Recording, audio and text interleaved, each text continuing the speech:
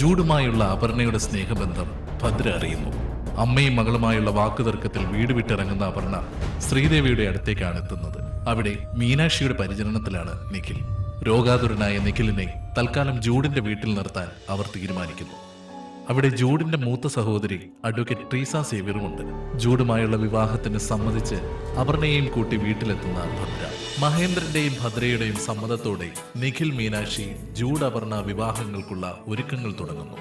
ജൂഡിന്റെ കുഞ്ഞ് തന്റെ വയറ്റിൽ വളരുന്നു എന്ന സത്യം കോടതിയിൽ തുറന്നു പറയുന്ന അപർണ. തുടർന്ന് കാണുക.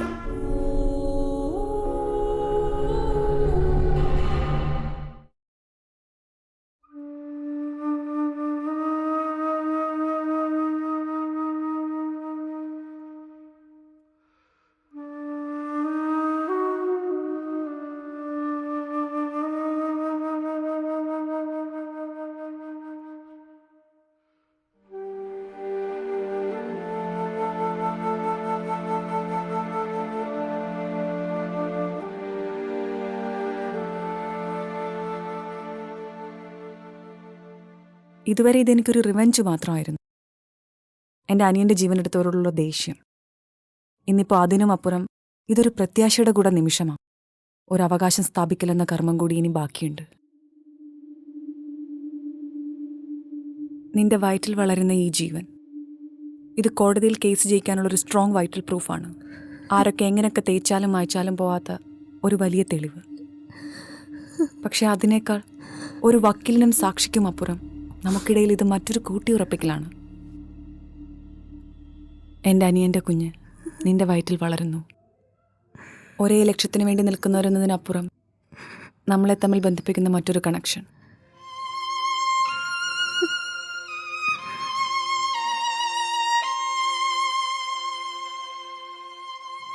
ഒരു യാത്ര പോലും പറയാതെ പോയതാ എൻ്റെ അനിയൻ. ദാ, ഞാൻ പോയിട്ടില്ല ചേച്ചി, ഞാൻ വീണ്ടും വരുന്നു നിന്നോടൊപ്പം ജീവിക്കാൻ എന്ന് പറയാൻ ശ്രമിക്കണ പോലെ. അങ്ങനെയാ എനിക്കിപ്പോൾ തോന്നുന്നത്.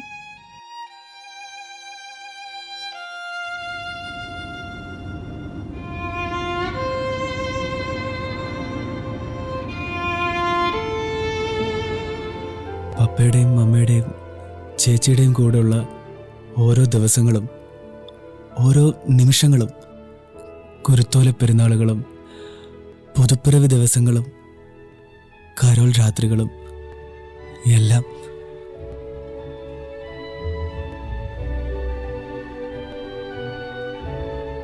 പിന്നെ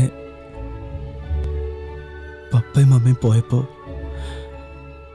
ചേച്ചി എന്നെ അടക്കി പിടിച്ച് ഉപ്പാപ്പ വിടാതെ നിന്നത്. എന്നോ ഒരു ദിവസം മാഷിനെ ആദ്യമായി കണ്ടത്. മാഷിൻ്റെ ആദ്യത്തെ അഭിനന്ദനം. കൊയർലേൻ്റെ പാട്ട് കഴിഞ്ഞ് തോളത്ത് തട്ടി, മിടുക്കനാ, ഇവനെ അങ്ങ് കൊണ്ടുവരണമെന്ന് ഉപ്പാപ്പയുടെ മാഷ് പറഞ്ഞത്.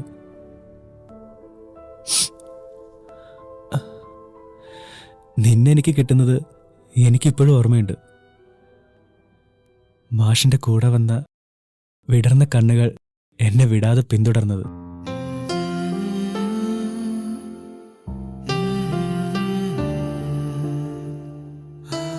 മനസ്സ് അസ്വസ്ഥമായപ്പോഴാ നിന്നെയും കൂട്ടി ഇവിടെ വന്ന് പ്രാർത്ഥിക്കണമെന്ന് തോന്നിയത്. അച്ഛനാ?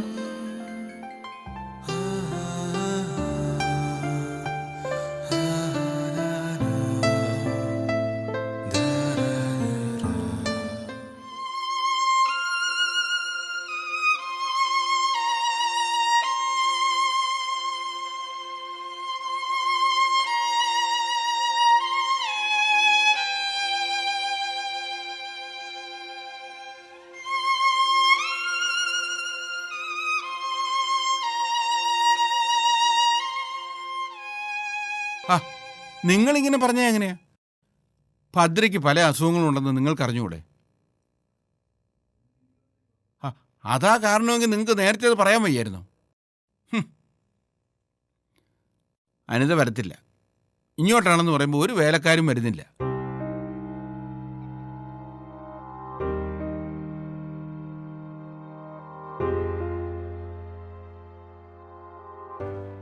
താൻ വിഷമിക്കണ്ട. ഞാൻ ആ രാജമ്മയോടൊന്ന് പറയട്ടെ.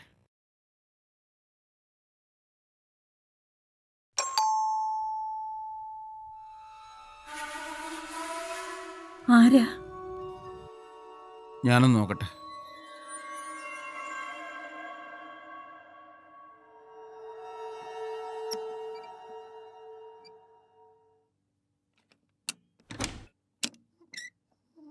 ആ ഹായ് അങ്കിൾ. എന്താ മോളെ? ഗീതികയില്ലേ? ഉണ്ട്. ആ, ഞാൻ നോട്ട്സ് കൊണ്ടുവന്നതാ. ആ മോളിലുണ്ട്, ചെല്ല്. ആ.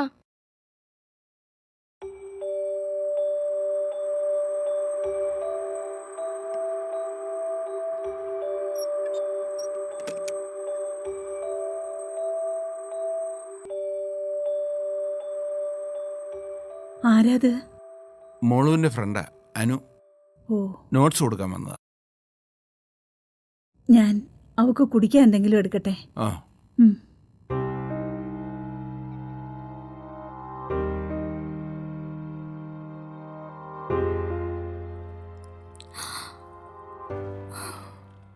എന്താടാ ഇത്? നീ ഇത് എന്ത് വിചാരിച്ചിട്ടാ? എത്ര ദിവസമാന്ന് വെച്ചിട്ടാ നീ കോളേജിൽ വരാതിരിക്കുന്നെ? അറ്റൻഡൻസും ഇന്റേണൽസും എല്ലാം പ്രോബ്ലം ആവും. അല്ലെങ്കിൽ തന്നെ ടീച്ചർമാർക്ക് നിന്നോടുള്ള ആറ്റിറ്റ്യൂഡ് അറിയാലോ. എനിക്കറിയാം. പക്ഷെ വീണ്ടും കോളേജിലേക്ക് ഞാൻ ഒട്ടും പ്രിപ്പയർഡ് അല്ല. വന്നാൽ തന്നെ പഠിച്ചിട്ടൊക്കെ എന്തിനാന്നാ തോന്നുന്നത്. ഇതെന്നാ നീ നിർബന്ധിച്ചോണ്ടാ. എന്താ ഗീതു ഇത്? You are one of our toppers. എക്സാമൊക്കെ നീ കണ്ണടിച്ച് അറ്റൻഡ് ചെയ്താൽ മതി. ഞാൻ പഠിച്ചതിനേക്കാട്ടിലും മാർക്ക് നിനക്ക് കിട്ടും. അത് ഉറപ്പാ. ഉറപ്പാടാ. ഇല്ലടാ, അമ്മയുടെ കാര്യം ഓർക്കുമ്പോൾ എത്ര നാളിനി അമ്മ ഞങ്ങളുടെ കൂടെ. ഓരോ പ്രാവശ്യമുള്ള കോടതിയിലേക്കുള്ള യാത്രകളും മീഡിയയുടെയും അഡ്വക്കേറ്റ്സിൻ്റെയൊക്കെ ക്വസ്റ്റ്യൻസും മതിയായി. എനിക്ക് മതിയായി. ഉറക്കത്തിൽ പോലും അതൊക്കെ തന്നെ ഞാൻ കാണുന്നത്. ശരിക്കും പീസ്ഫുള്ളായിട്ടൊന്ന് ഉറങ്ങിയിട്ട് എത്ര ദിവസമായിന്നറിയോ? എല്ലാം ശരിയാവൂടാ, എല്ലാം ശരിയാവും. എൻ്റെ അമ്മ എനിക്കിങ്ങനെ വിട്ടുകൊടുക്കാൻ പറ്റില്ലടാ. എൻ്റെ അമ്മ എനിക്ക് വേണം. എൻ്റെ അമ്മ ജയിലിൽ പോകാൻ ഞാൻ സമ്മതിക്കില്ല. എൻ്റെ അമ്മ പാവാ എൻ്റെ അമ്മ. ചേച്ചിക്ക് അമ്മയെ വിഷമിപ്പിക്കാതിരിക്കായിരുന്നു. പാവാ എൻ്റെ അമ്മ, പാവാ. മീനാക്ഷി, നീ വിഷമിക്കാണ്ടിരിക്കും. നീ കരയാതെ.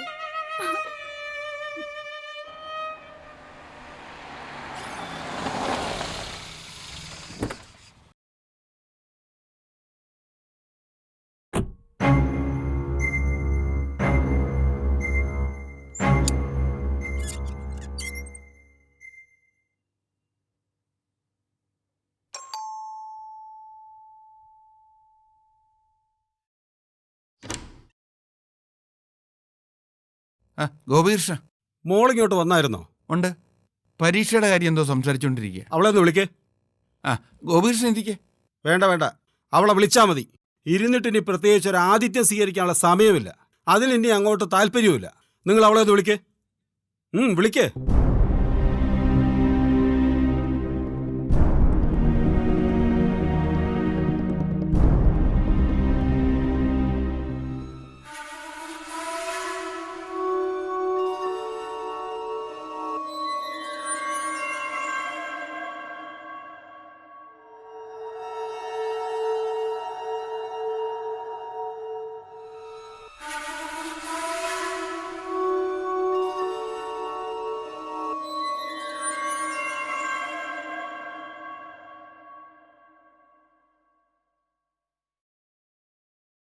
ആ മോളെ, മോളുടെ അച്ഛൻ വന്നിട്ടുണ്ട്. ഡാഡിയോ?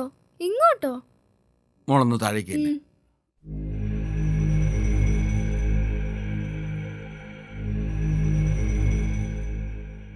ഡാഡി എന്താ ഇപ്പൊ ഇങ്ങോട്ട്?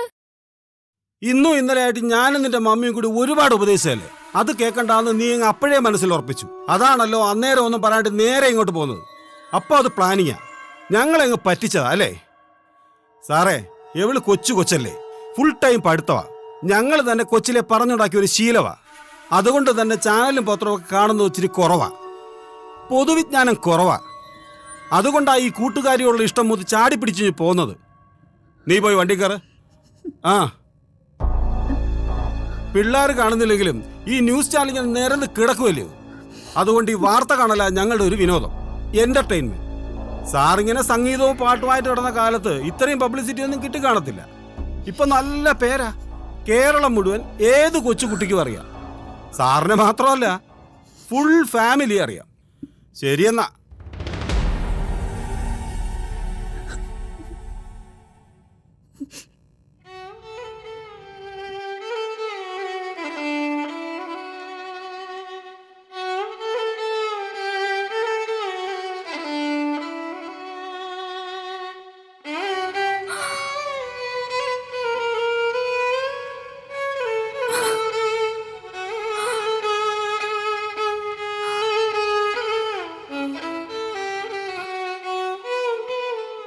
നാലു മാസം പ്രഗ്നന്റ് ആയ ഒരു പെൺകുട്ടി ഹോസ്റ്റൽ ഒറ്റയ്ക്ക് നിൽക്കുന്നത് ദാറ്റ്സ് നോട്ട് സേഫ്. ഫ്രണ്ട്സ് ഒക്കെ ഉണ്ട്, എന്നാലും അത് വേണ്ട. നിനക്കിവിടെ താമസിക്കാം, എത്ര നാൾ വേണമെങ്കിലും. ഞാൻ കാണില്ല, എങ്കിലും സഹായത്തിന് ആരെങ്കിലും വിളിക്കാവുന്നേ ഉള്ളൂ. പക്ഷെ നീ താമസിക്കേണ്ടത് ഇവിടെയല്ല, നിന്റെ വീട്ടിലാ. നിനക്ക് നിയമപരമായ എല്ലാ അവകാശങ്ങളും അധികാരങ്ങളുമുള്ള നിന്റെ വീട്ടിൽ. എനിക്ക് ആ വീട്ടിലൊരിക്കലും പറ്റില്ല. എനിക്കിപ്പോൾ വേണ്ടത് കുറച്ച് മനസ്സമാധാനം. ജൂഡിനെ ഇല്ലാതാക്കിയവർക്കുള്ള ആശ്വാസം നൽകലാണ് നിന്റെ മനസ്സമാധാനമെങ്കിൽ ആയിക്കോ. ഞാൻ പറഞ്ഞത് കേസിന്റെ ബലത്തിനാ. മുകുന്ദനെ എനിക്കറിയാം, പുത്രൻ വക്കീലിനെ അതിലേറെ അറിയാം. നമ്മൾ കളിക്കുന്നത് സത്യം കൊണ്ടാണെങ്കിൽ അവർ കളിക്കുന്നത് കള്ളം കൊണ്ടാ. സത്യത്തിന് സത്യമാകാനേ കഴിയൂ, കള്ളത്തിന് എന്തുമാകാൻ കഴിയും. അതുകൊണ്ട് അവരെ നമ്മൾ ഇത്തിരി ഭയക്കണം. അവരുടെ പൊളിറ്റിക്കൽ ഇൻഫ്ലുവൻസ്, FIR തിരുത്തിയെന്നാരോപിച്ച് മുകുന്ദൻ നൽകിയിരിക്കുന്ന കംപ്ലൈന്റ്, കുറച്ചെങ്കിലും നമ്മൾ കോഷ്യസായി മതിയാവൂ. അവിടെ ആ വീട്ടിൽ അമ്മയുടെ ചിട്ടയ്ക്കനുസരിച്ച് താമസിച്ച പഴയ മകളുടെ സ്ഥാനത്ത് സ്വന്തം ഫ്രീഡവും റൈറ്റ്സും എക്സസൈസ് ചെയ്യുന്ന പുതിയ പെൺകുട്ടിയായി വേണം നീ ജീവിക്കാൻ.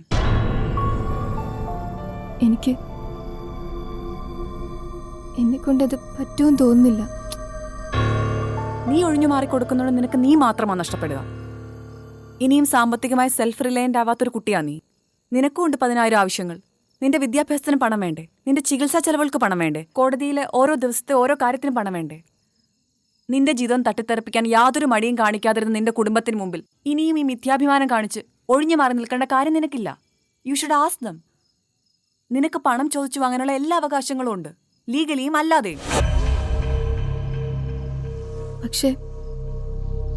പക്ഷേ കേസിൽ നമ്മൾ പേടിക്കണ്ട.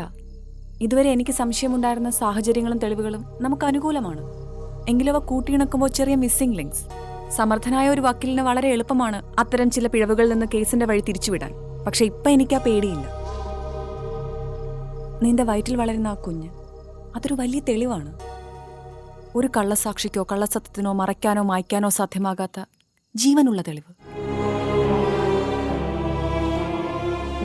നിന്റെ മൊഴികളും നിന്റെ നിലപാടുകളും നിന്റെ അമ്മയെ കൊണ്ടു ചെന്നെത്തിക്കുക ജയിലിലാണ്. ഏറ്റവും കുറഞ്ഞത് 8 വർഷമെങ്കിലും നിന്റെ അമ്മയുടെ ജീവിതം ജയിലറയ്ക്കുള്ളിലായിരിക്കും. ആ തീരുമാനത്തിലൂടെ മാത്രമേ നമുക്ക് നമ്മുടെ ലക്ഷ്യത്തിലെത്താനാകൂ.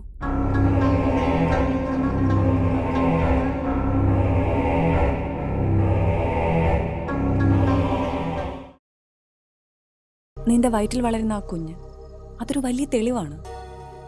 ഒരു കള്ളസാക്ഷിക്കോ കള്ളസത്യത്തിനോ മറയ്ക്കാനോ മായ്ക്കാനോ സാധ്യമാകാത്ത ജീവനുള്ള തെളിവ്.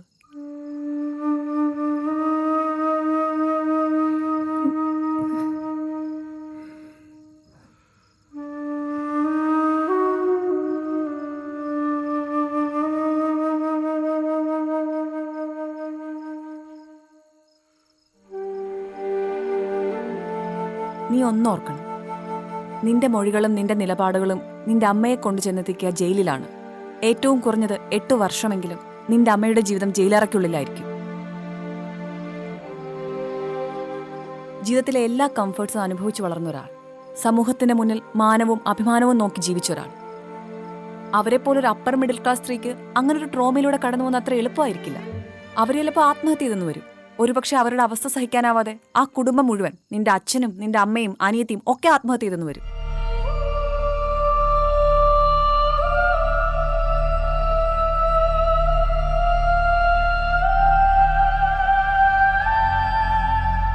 പക്ഷെ നിന്നോട് ആ സ്ത്രീ ചെയ്ത് നീ ഒരിക്കലും മറന്നു പോകരുത്. ഏതൊരമ്മയ്ക്കും കാണും മകളോട് പൊസസീവ്നെസ്. സ്വന്തം മകളെ താൻ വരച്ച വഴിയിലൂടെ നടത്തിക്കുവെന്ന വാശിയും ധാർഷ്ട്യവും. പക്ഷെ നിന്റെ അമ്മ നിന്നോട് ചെയ്തത് അങ്ങനെ ഒരു വാശി തീർക്കലോ കണക്ക് തീർക്കലോ അല്ല. സ്വന്തം ഇഷ്ടവും വഴിയും തേടിപ്പോയ മകളെ കപട സ്നേഹം കാണിച്ച് വീട്ടിലേക്ക് വിളിച്ചു വരുത്തി അവൾ സ്നേഹിക്കുന്ന ചെറുക്കനെ ഇല്ലായ്മ ചെയ്ത് കളയാണ്, കൊന്നുകളയാണ് ചെയ്തത്. അവരാരുമായിക്കോട്ടെ, അമ്മയോ സ്ത്രീയോ. പക്ഷെ അസാധാരണമായ ക്രിമിനൽ മനസ്സുള്ള ഒരാൾക്ക് മാത്രമേ അങ്ങനെ ചെയ്യാൻ കഴിയൂ. Your mother is A criminal.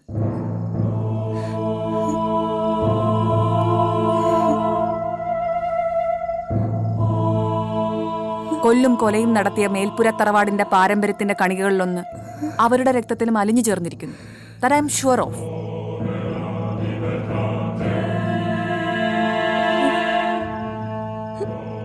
നീ ഒരു വലിയ ലക്ഷ്യത്തിലേക്കാണ് നീങ്ങുന്നത്.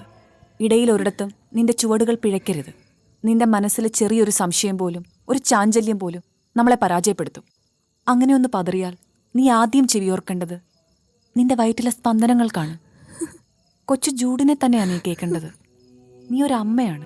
സ്വന്തം അമ്മയെ ശരിയുടെ വഴി എന്താണെന്ന് കാണിച്ചു കൊടുക്കുന്ന പുതിയൊരു അമ്മയായി, പുതിയൊരു മാതൃകയായി മാറണം നീ നിന്റെ കുഞ്ഞിന്. അതിനാ ഞാൻ പറഞ്ഞത് നീ പോണം. നീ നിന്റെ വീട്ടിൽ പോയി താമസിക്കണം. ആ തീരുമാനത്തിലൂടെ മാത്രമേ നമുക്ക് നമ്മുടെ ലക്ഷ്യത്തിലെത്താനാകൂ.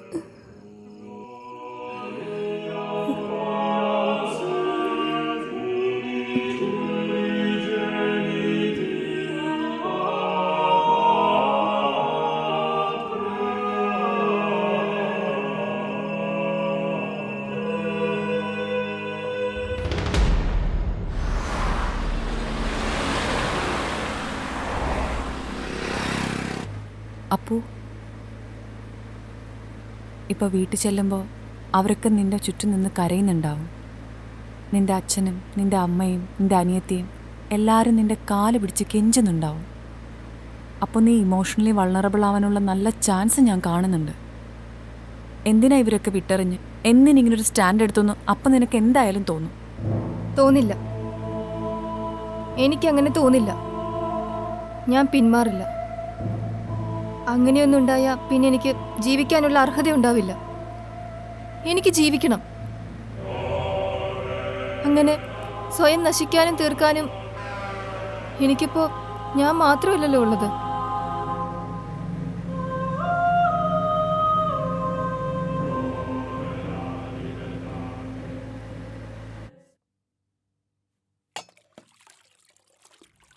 മോളു, മോളു, മോളു.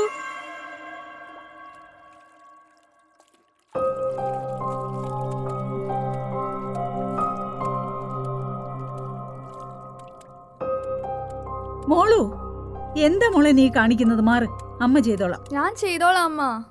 ആ വാഷിംഗ് മെഷീൻ നന്നാക്കാൻ അച്ഛൻ ആളെ വിളിച്ച് പറഞ്ഞിട്ടുണ്ട്. അവരിന്നോ നാളെ എത്തും. ഇതിപ്പോ കൊറേ തുണിയുണ്ടമ്മ. കൊറേ നാളായിട്ട് മുഷിഞ്ഞു കിടക്കുകയല്ലേ. ഞാനും ഇനി ഇതൊക്കെ ചെയ്ത് ശീലിച്ചോട്ടെ.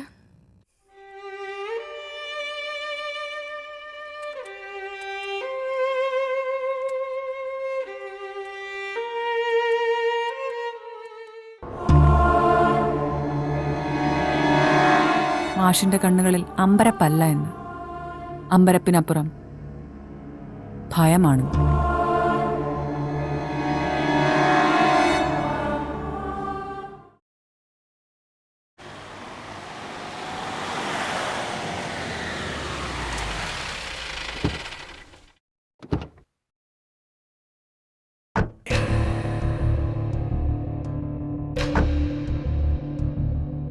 വാ.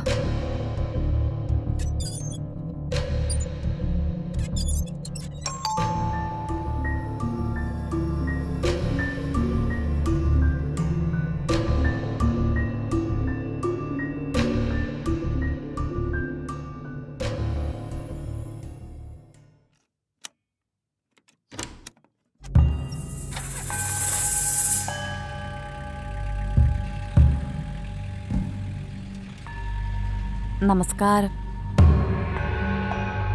വന്നിരിക്കുന്നത് ശത്രുവാ. പക്ഷേ ഇപ്പൊ വേറൊരു ശത്രു മാത്രമല്ല, ബന്ധു കൂടിയാ.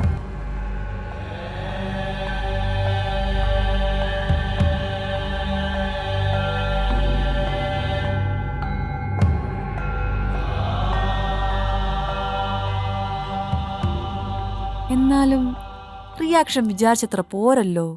ഇതല്ല ഇപ്പൊ വേണ്ടത്. വീടിറങ്ങിപ്പോയ മോള് തിരിച്ചു വരുമ്പോ ഇങ്ങനെ ഒരു അമ്പരപ്പല്ല മുഖത്ത് വേണ്ടത്. അങ്ങനെയല്ല സാധാരണ അച്ഛന്മാർ.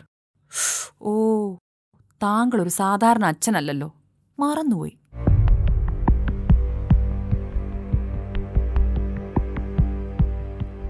പക്ഷേ മകളിവിടെ ഒറ്റയ്ക്കല്ല.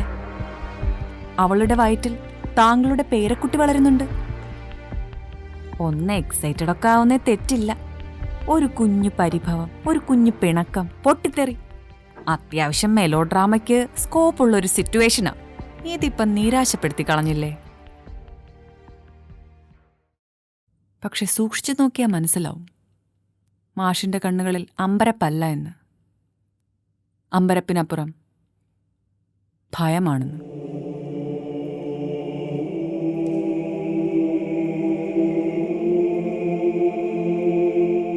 ശരിയാ, ഒന്ന് ഭയക്കണം ഇവളുടെ സാമീപ്യത്തെ.